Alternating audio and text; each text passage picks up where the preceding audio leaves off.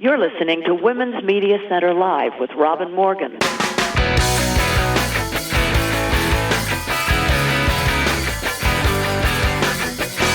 Welcome to Women's Media Center Live. I'm Robin Morgan. And although at the moment you can't hear them, my allergies today are quite fierce. Just fair warning.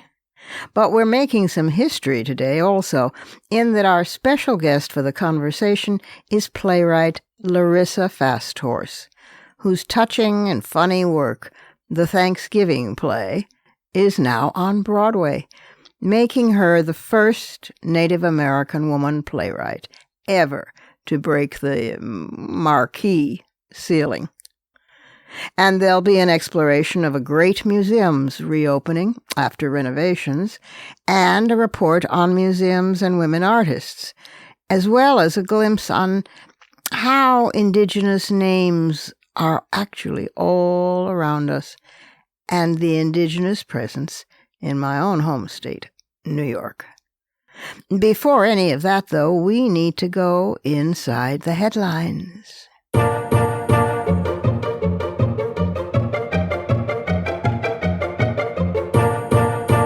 I happen to be a founding member of the National Museum of Women in the Arts, and a consistently loyal member as well.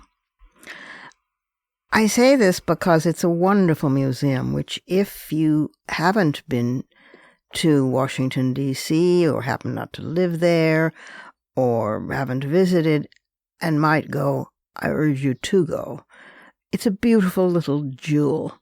It's housed in a wonderful building, which was suffrage history, and it has the most extraordinary collection of works by women, and is very justly proud of its record of more than diverse representation.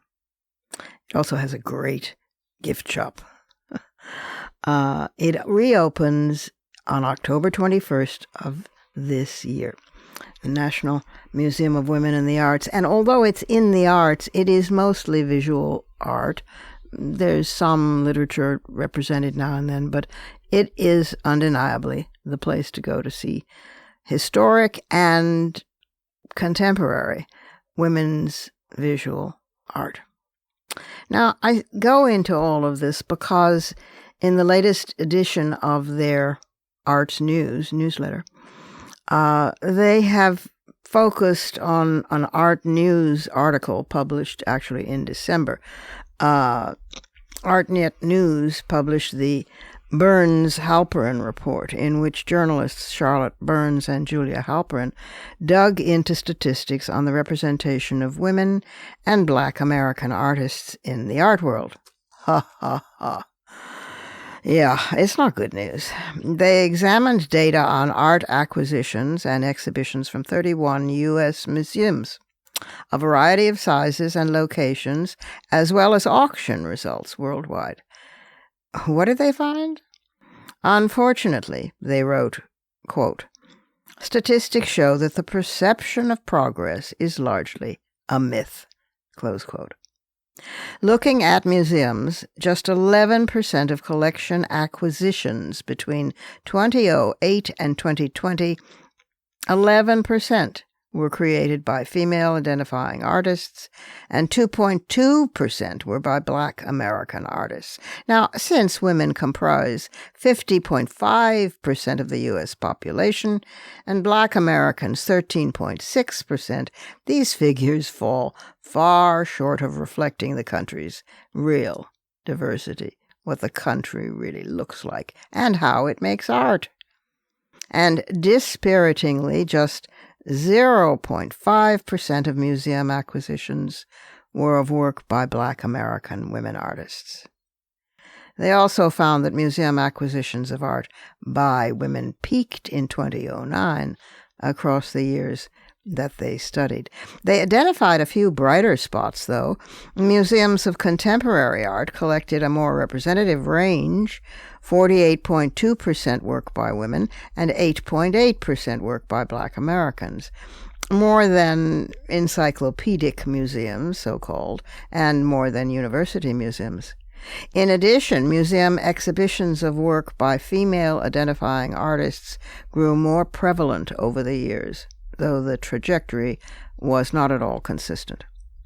On the auction side, where work by women artists represented just 3.3% of sales, Burns and Halperin wrote about volatile trends and the concentration of sales on just a handful of popular artists, like the bestseller of them all, odious Pablo Picasso.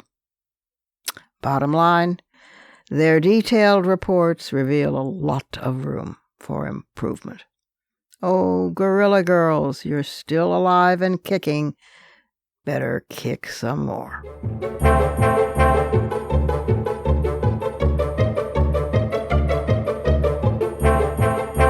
We have to take our first break here, but I'll return directly with the conversation, which is with Larissa FastHorse, the first Native American woman playwright on Broadway.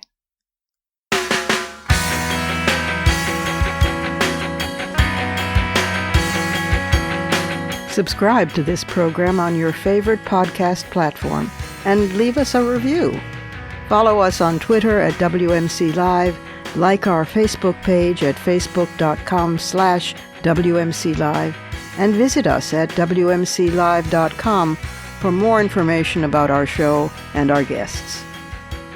You're listening to Women's Media Center Live with Robin Morgan.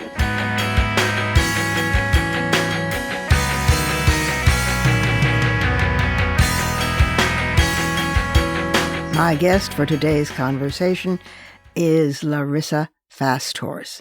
She is a member of the Sikangu Lakota Nation, a playwright, an award-winning writer, and a MacArthur Fellow, between 2020 and 2025. She's a MacArthur Genius Award winner. Her upcoming productions in 2023 are Wikun, The Democracy Project, Fake It Till You Make It, For the People, and the national tour of Peter Pan. And selected past productions include What Would Crazy Horse Do? And Landless and Cowpie Bingo. And Urban Res and Native Nation, and it goes on. She's very prolific. She's also a former, believe it or not, Balanchine dancer. And she's based in Los Angeles. And today we're going to talk about her attention-getting, sort of brave new play that is on Broadway called The Thanksgiving Play. She has broken the marquee ceiling by being the first Indigenous woman playwright to make it onto the great, and I do use the word advisedly, white way. Here is Larissa FastHorse. Welcome to Women's Media Center Live. Hi, I'm so happy to be here. Thank you. Well, it's very generous of you to be here because you're in the Black Hills of the Dakotas, which is a gorgeous territory. I don't know why you're not out in it and not being on the phone, but that's wonderful. I'm going to jump. Thrilled to get to speak with you. Thank you. I'm going to start right in because we don't have that much time. Let's start with wishing you both congratulations and deepest sympathies. Thank you for both. Yeah, well, I appreciate it. Yeah, I'm sorry it had to be the first, but congratulations since it is. So, but the ballet. Let's talk about that. You were in fact a trained Balanchine dancer, which means a lot of things. It means you're tall. It means discipline, tremendous discipline, and you can't get more white than that. So how did you escape that, or have you been able to use it in your current work? Yeah, it is definitely not especially Indigenous to be a ballet dancer, although we've had some certainly very famous ballet dancers that are Native, such as Maria Tolci. I was going to say. She's muses. Yeah, and she's actually was my inspiration growing up here in South Dakota. I'd never actually seen a ballet dancer in my life, but I had decided to be one. I'd placed in ballet as physical therapy here in South Dakota and fell in love with it and fell in love with the challenge of it, really. I love a challenge. And I read about Maria Tallchief, and I thought, well, she can do it, so can I. And foolishly, I continue to pursue that as a career. But I am really fortunate. It does give me so much. I have, a real work ethic from ballet. I have an incredible amount of self-determination from ballet, especially because I was out here by myself, in the middle of South Dakota, deciding to be a ballet dancer all alone, where there weren't any professional schools. I had a lot of ability to just, spend a lot of time alone and just work really hard, which is what a writer does. Most of our time is spent alone. People see us in rehearsal or at openings, but the vast majority of our time, as you know, is spent all by ourselves. We have to stay motivated all alone. Just sitting at the computer and cutting adjectives is what we do. Exactly. That's our whole life, putting in verbs and cutting adjectives. God knows. Have you ever heard the wonderful... Trying to get my tenses right. Yeah. Oh, that's true. And we're operating in a number of languages, so that's, oh my God. Did you ever hear the wonderful statement that Tallchief made to Balanchine at a certain point when she said, "George, you can bill me alphabetically, but you cannot treat me alphabetically."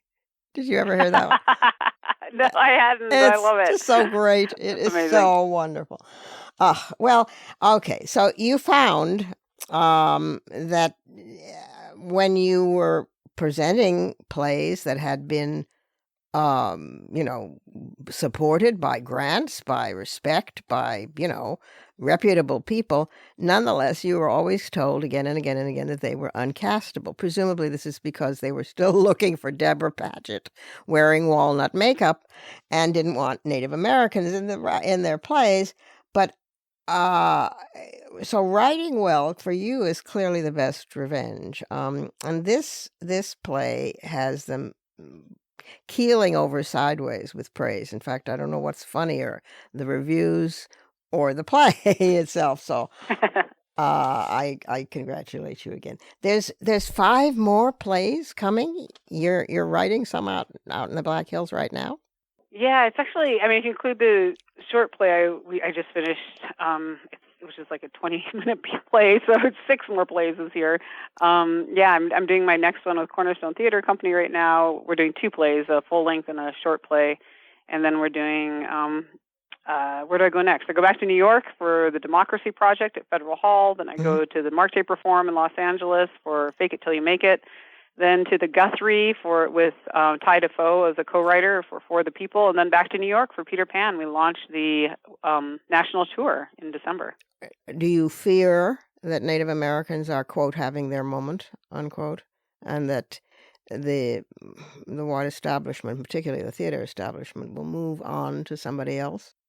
Yeah, I really worry about that, to be honest. That happens all the time. We've seen it again and again where, folks are reacting to something perhaps that's happened in the news or in the world, and then they do their reaction, and then, they move on. And so I definitely worry about that. So that's why I'm really grateful to people like you, where I get to be here and keep talking about it and be loud. And we have so many incredible Native writers out there right now that I think it's kind of hard to deny us. And I really hope it isn't a moment, but it continues to be a regular practice over and over again, especially on places like Broadway, where we've been excluded for so long. I think it's been 100 years since there was a Native playwright who did Not just about, is about 80 years. Oh, yeah, okay. It's still too long. It's still too long. It was the guy who wrote the original inspiration for what became very white, Oklahoma, right?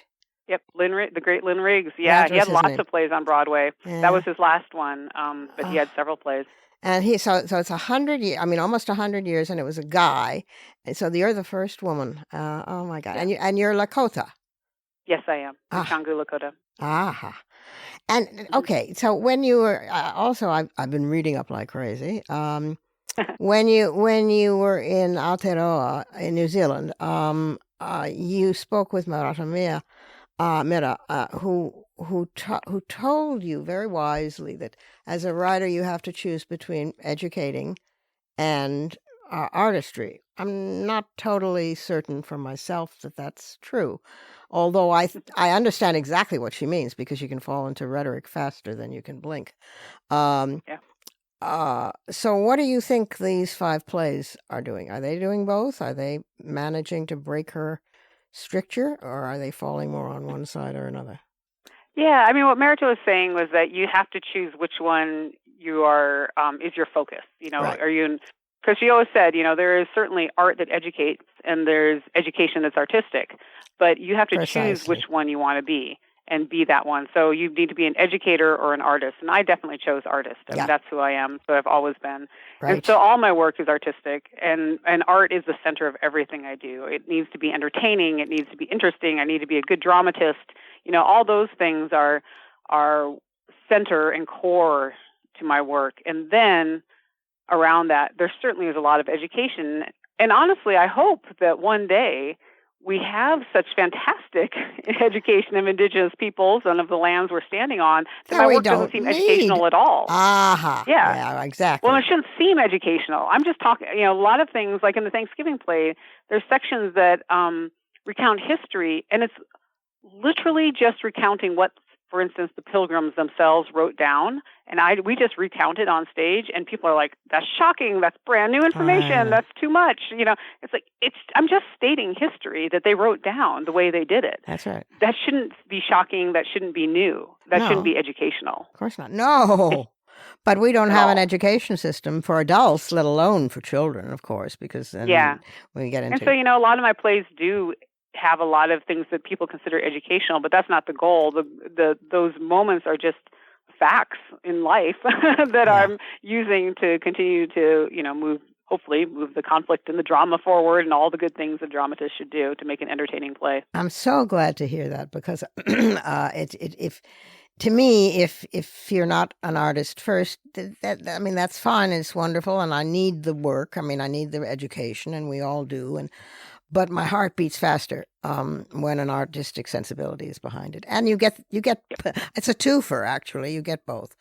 There's a message buried in the form itself, I think, because I read that you're drawn to theater, in particular of the arts and of writing, because it's ensemble work, and because that reflects Indigenous procedures and a way of going about things. Is this true? Oh yeah, absolutely. Working as a collaborative unit, working as a community, those things are important. And interestingly, because you brought up ballet earlier, that's also very Balanchine ballet, right? That's right. We were all a collaborative unit, in alphabetical order, no big star bows and all that, so it's very Indigenous, it's very Lakota, but it's also very Midwestern, which is where I'm from, and it's also very Balanchine, that we all work together to serve one goal and get to be a collaboration. And I work incredibly collaboratively with my partners. We have a hard time finding, we choose lanes, but we don't stay in them at all. We really, whatever idea is the best one in the room is the best idea, and it doesn't matter where it came from. And we credit anyone, and everyone has open rein to, suggest better ideas in our rooms. Everybody. Because it's the work. It's the work that matters. Yeah, whoever. Wow. You've said that as for audience reactions, it's a little bit of medicine, a little bit of sugar, and a little bit of medicine, a little bit of sugar. Talk a little bit about that. I think that's divine. Yeah, I personally, as an audience member, don't enjoy going to the theater and feel like I'm just being bashed over the head with a message. It's just not, some people enjoy that, and that's great. They should go to those plays. That's not what I enjoy. I enjoy being entertained. If I'm going to leave my house and go to the theater, which I love to do, I want to have a really good experience. I love to learn things. I love to be challenged, but I also want to have a good time doing it. And so that's why I call this play, the Thanksgiving play, I called a comedy within a satire. So there's certainly a pretty hard satire, and Rachel really pulls out the satire in this production on Broadway. But Rachel Chapkin, my director. Yeah. But at the same time, there's a lot. The sugar is the comedy. There's a lot of straight up goofy comedy where I make fun of literally everyone, and I don't think there's anyone that gets away in my audiences without being able to just laugh at themselves, laugh at each other, and laugh together with the other human next to you that you haven't seen for the past few years because we've all been in our homes watching television, which I love too. I do that as well, but there's nothing like getting in a theater together and laughing side by side and feeling your neighbor or not laughing with them and wondering, why are they laughing and I'm not? And all those exciting things that happen, right? And that's what I love about being in live theater. And so I really try to give that full experience to my audience so that they're having a good time, they're asking questions, they're left wondering a lot of things when they leave the theater, but they also get to have an experience together. And they're meanwhile learning things that they didn't know that they needed to know or wanted to know. And they're being entertained at the same time, which is a total win-win. When you do Indian 101 for the theater company itself and for the front of the house and the prop man and everybody, how deep do you go? Do you go into like the Haudenosaunee Confederacy? Do you just do the the massacres, which are relentless? How do you encapsulate it, or is it how you act right now that counts?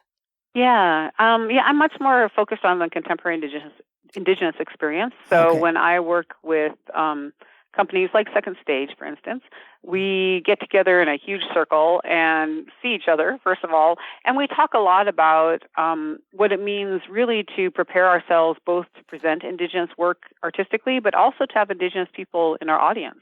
And why haven't we had them there in the past? And what in theater culture is not welcoming? Because to be 100% honest, theater culture in America is white culture. Sure it is. It's not universal at all. There was just a thing that's in the playbills this month that made me so upset from Playbill that's talking about telling people how to act in the theater.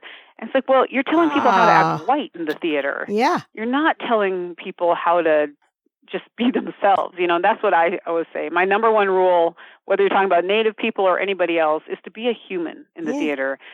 And humans need to go to the bathroom. Humans suddenly get a cough and have to unwrap their candy in the second act because they're coughing. Shocking. Humans, have to come late because their child care didn't show up. Right. Humans react very differently. Some humans laugh really loudly. Some humans clap. Some humans talk back to the characters. Be whatever kind of human you are in the theater. You shouldn't have to leave your humanity behind to come to theater. And there's a lot of things in our theater culture that are asking Indigenous people from other communities to leave behind their humanity to enter theater, and that's too big of an ask, and that's why they aren't coming to our theaters. Right. So we need to change as theaters and change that culture from white culture to human culture, and then I think we're going to see the audiences we want to see. It's interesting because just a week or so ago, I had tickets for months and months and months. And I went with a couple of dear friends to see Camelot. Of all things, I had managed to escape it for, 50 years. But this time it was redone with a book by Sorkin. And, he's a hell of an interesting writer. So I went for the writing. And the audience was all octogenaric. I shouldn't complain because I have just turned octogenaric. But nonetheless, they were all totally white, largely suburban, Jewish, Scarsdale, nice people who really dug the music and didn't kind of get the few serious jokes that Sorkin was able to get into the play. So you're absolutely right. I mean, it's a total whitewash of an audience. Are you getting any or many or some or more? Yeah, it's been fascinating. Native audiences, Yeah, our audiences at the Thanksgiving play have been beautifully diverse in age, in race, in gender identities.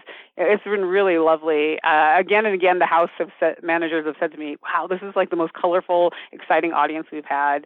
It's really a beautiful mix of people, which I'm so excited about. And they can be really loud. It's great. I mean, people are experiencing the play the way they want to experience it. And like I said, I've been there for times when people are talking to the characters and my actors have had to interact with the audience, and it was great. It made it even bigger and better and crazier and funner. And it was an incredible experience. And I'm so thrilled that people feel welcome to be themselves at that play and to really just be a human. Yeah, it's a totally different experience, I'm sure, for the whites who are there.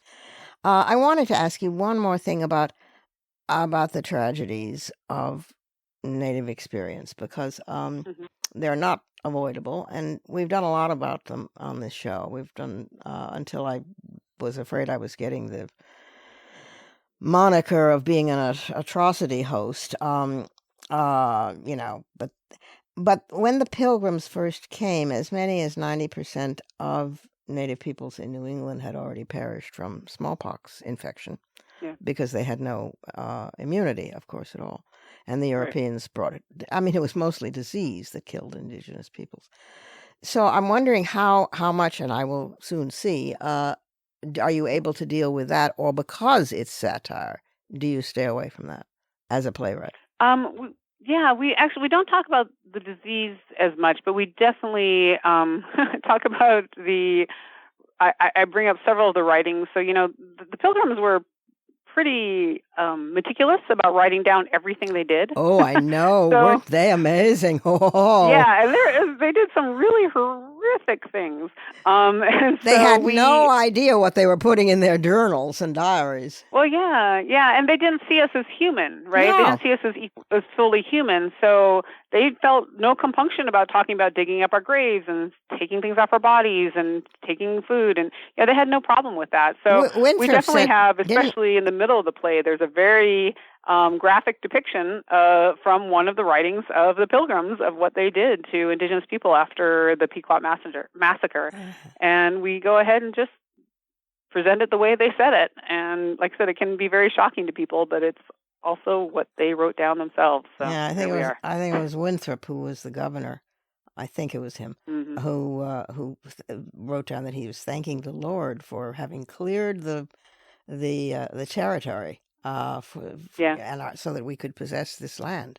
I mean, it takes your breath away. It's just amazing. Well, and it continues all the way. I mean, George Washington, all the way into being a president, used the word extirpate, that we should extirpate the natives, meaning completely annihilate them, wipe them out. I mean, he was still using those words as president. It's baked into the United States of America. Listen, as president, he was still pursuing a runaway enslaved woman named Ona Judge, who managed to get away. Exactly. I mean, you can't. When you open the lid of this box, Pandora or otherwise, such horrificness comes out from every aspect that that you begin to think. I mean, I have seriously had lots of times and lots of moments and writing done on why are these people even speaking to white people anymore? Why are they speaking to us? How can they? What are they, saints? Are they crazy? I mean, why are they? Because clearly it would not be the same the other way around. Right. And it's just, you know what we are? We are some of the most resilient people in the world. And you think? That's what we've inherited, that tragedy, but we've also inherited unbelievable resiliency, because one of the quote, greatest nation in the world has been trying to get rid of us for hundreds of years, centuries, and we're still here and we're still thriving and we're even on Broadway. So there you go. And you're on Broadway, kiddo. Yeah. And I predict, she said, that you will win every prize that there's to be had. And that you deserve them all, and that's just the truth of it. Because, and that's without seeing the play. But I will, and I trust the sensibility behind it, particularly since it's an artistic sensibility, and with a sense of humor, and a sense of politics. What's not to love? So, thank you so much, Larissa, for being with us today on Women's Media Center Live, and thank you for writing, and thank you for choosing art. Above all, with education. And Wanishi. It's Lakota. I'm so glad we could talk today. It's Lakota. It's not Lakota. It's Lenape, but it's the best I can do. Well, thank you. I sure appreciate it. We'll return in just a moment with some fighting words.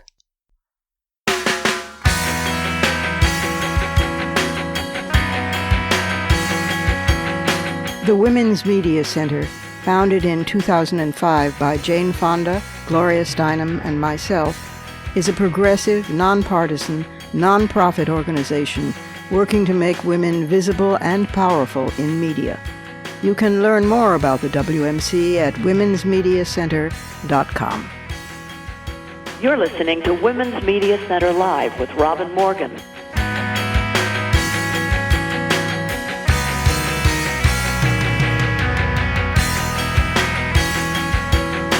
Naming. Now that's a fighting word.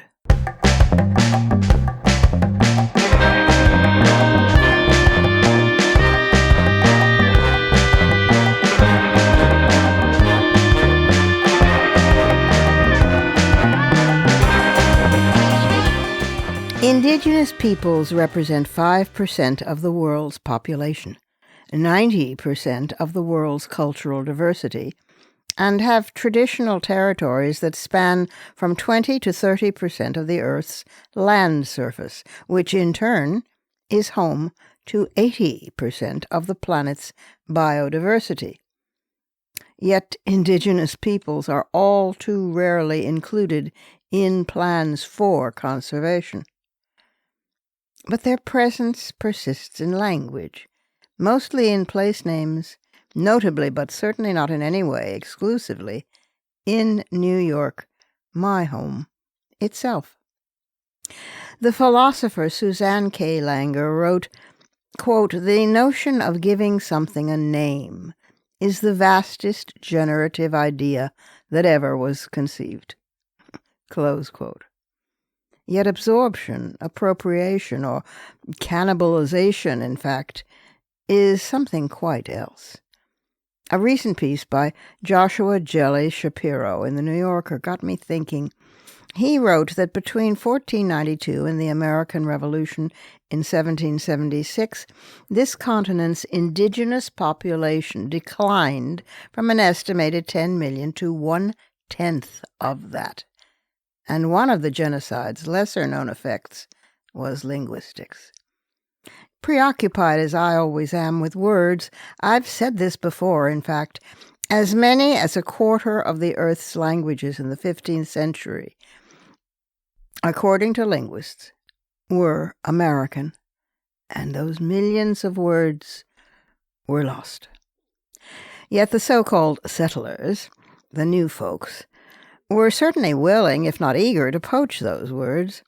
In New York, the first such word to be adopted by Europeans became the most famous.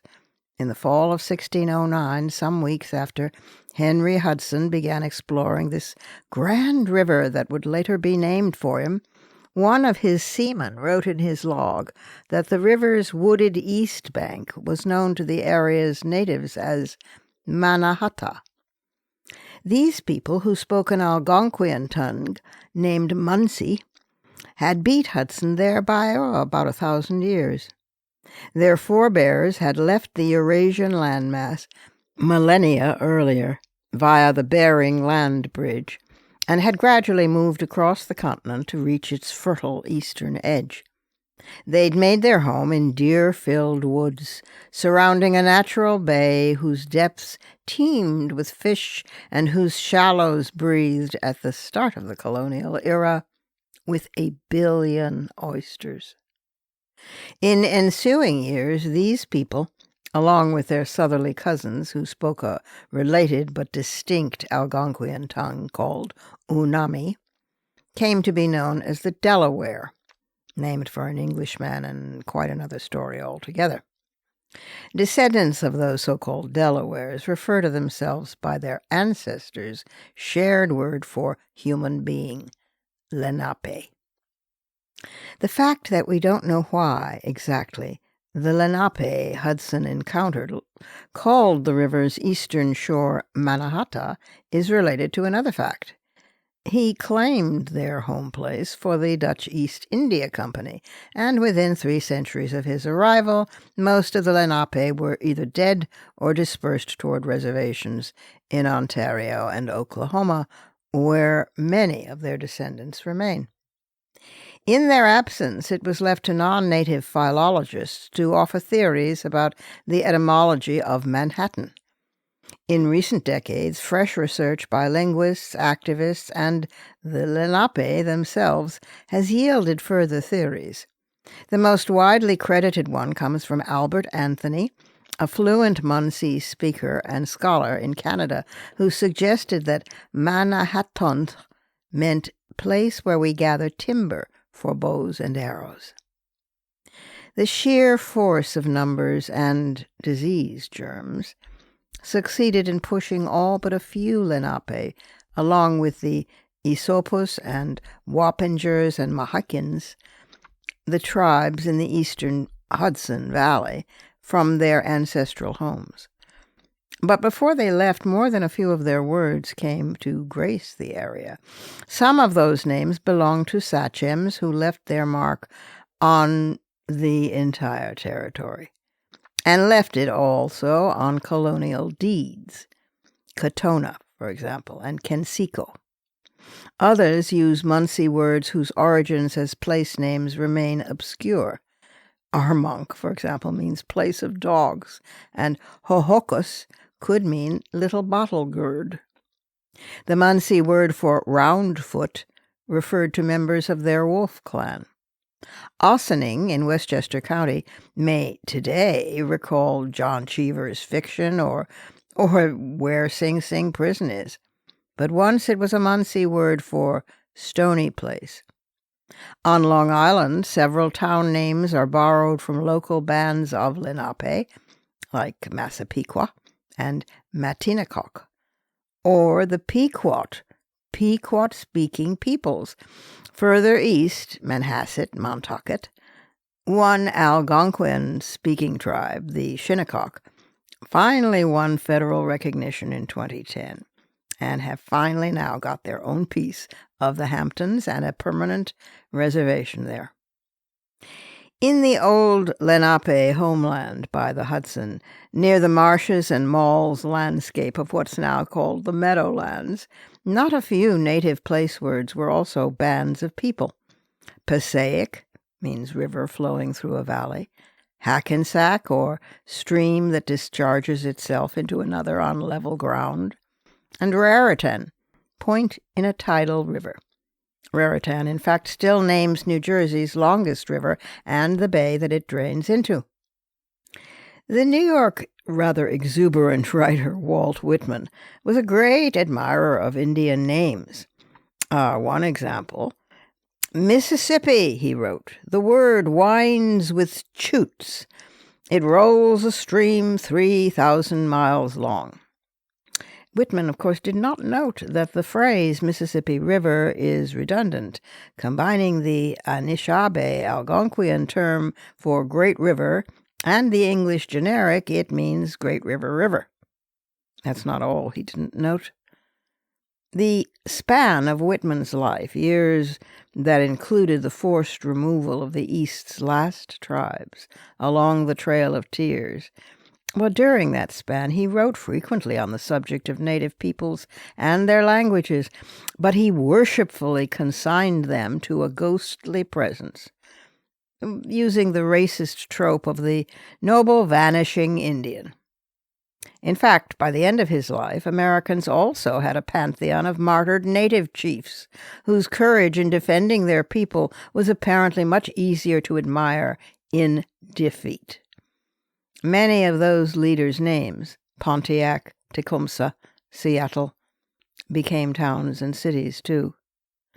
In America's biggest city, a push to commemorate the vanquished went so far as to see Congress furnish land in 1911 for the purpose of building a national American monument, which fortunately did not get built. Because picking up on Whitman's trail, what made the idea of that monument most offensive was the way it was predicated on commemorating what was dubbed a, quote, vanishing race, placing America's first people wholly in the nation's past. This is an insult to all their descendants, who haven't vanished at all, but instead live modern lives shadowed by great past violence. Nowadays, in New York alone, Their presence is hailed loudly in powwows that bring Mohawk drummers and Abenaki elders to Inwood Park each June, and to Randall's Island in the East River each October to sing songs and eat fry bread. But their imprint also has to do with the ways in which Native Americans have shaped today's New York. Many of the city's skyscrapers were built by the famous Mohawks in high steel, who, starting in the 1920s, traveled to the city from reservations upstate, bringing with them a collective immunity to vertigo that made them the perfect go-to workers on the tallest buildings. Those fearless Mohawks literally created the city. Later, they would forge an enclave in Gowanus.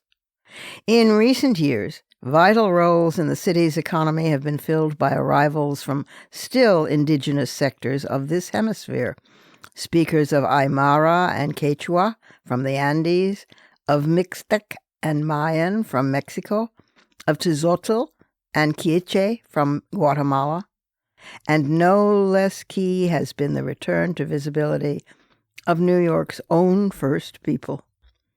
Since 2008, the Lenape Center of Manhattan has maintained an active office under the aegis of the New York Foundation for the Arts in the core of what its directors call Lenapehoking, the Lenape homeland.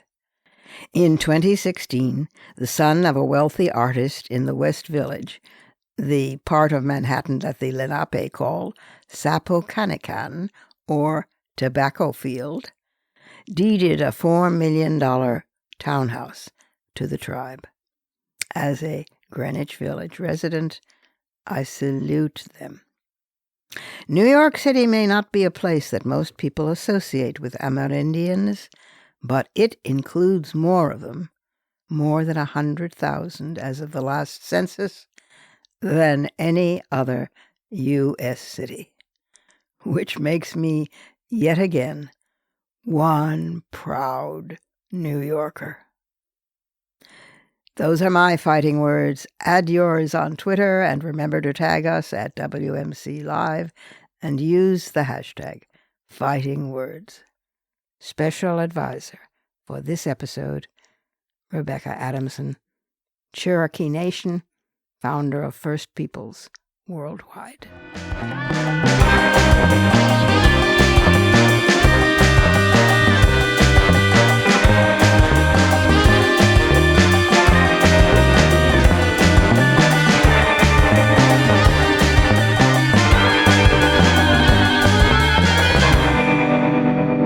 And that's our show for this week.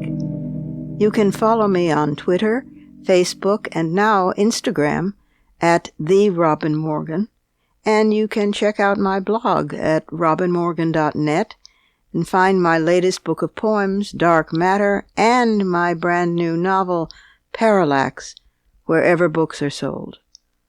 Opinions expressed on this program do not necessarily represent the Women's Media Center. Here's the family for Women's Media Center Live. Executive producer as well as founding and sustaining sponsor Regina K. Scully, WMC president and co-executive producer of this program, Julie Burton. I'm Robin Morgan, your producer and host. Thank you for being with us.